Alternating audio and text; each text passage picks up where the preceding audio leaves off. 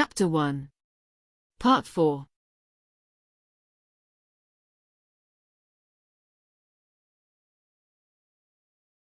The reptiloids hid inside the eastern galleries. It was the right time to place the explosive devices. The Golden Lady ordered a group of volunteers to defend the other side of the bridge until the device was ready for the explosion.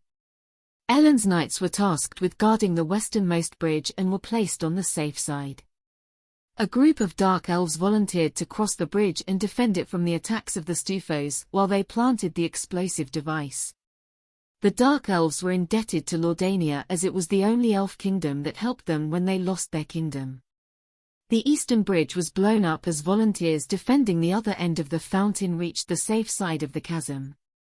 But the plans do not always go perfectly. The second artifact had problems when it came to activating the detonation mechanism and coincided with a brutal counterattack by the Stufos who must have suspected the intentions of their rivals. The reptilians intended to cross the bridge before it collapsed. The dark elves barely resisted the brutal attack. What was clear was that they would be sacrificed since they could not leave their positions before the artifact exploded. If the bridge was not demolished, so much effort would be in vain. They start to retreat. Paulanna exclaimed. It's none of our business, our orders are to stay on this side of the bridge and hold the position. Replied the prince indolently. It wasn't long before the gnomes fixed the detonation system, knocking down the bridge. The dark elves would die and be devoured by the Stufos. So the elf stood helpless as her allies were outnumbered and slaughtered. It was an injustice and she could not take it anymore.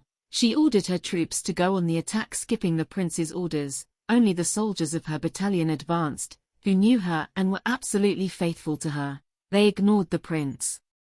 The prince's face was one of surprise and hatred when he saw how he was disobeyed.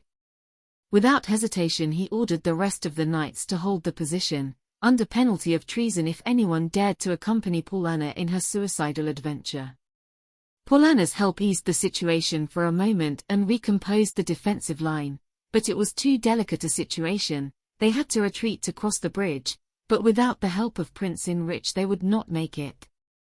However, the prince refused to help them, preferring them dead as punishment for their insubordination. It was then that help appeared. The Golden Lady emerged like a lightning bolt that ended a mountain of Stufos. Her appearance had restored their confidence.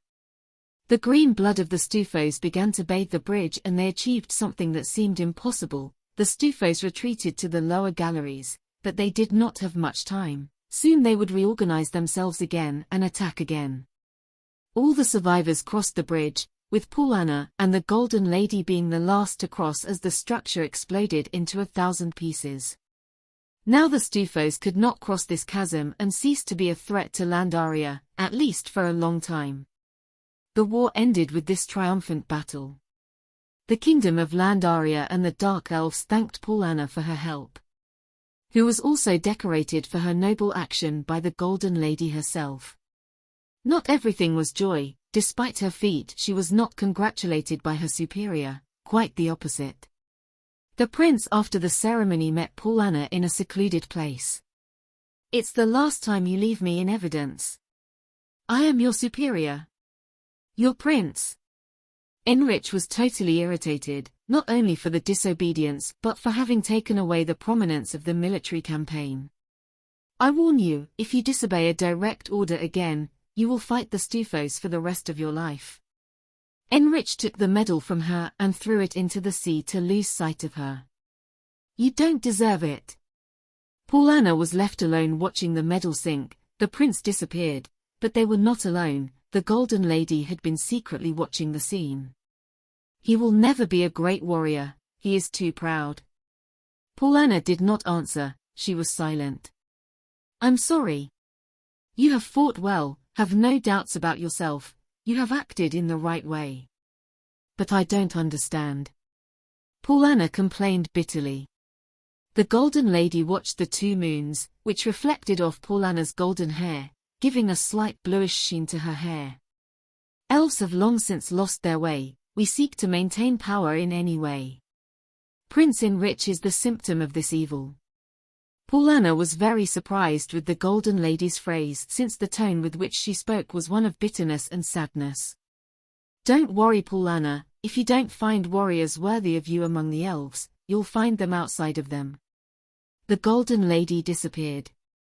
Paulanna did not see her again during her short stay in the now peaceful Landaria.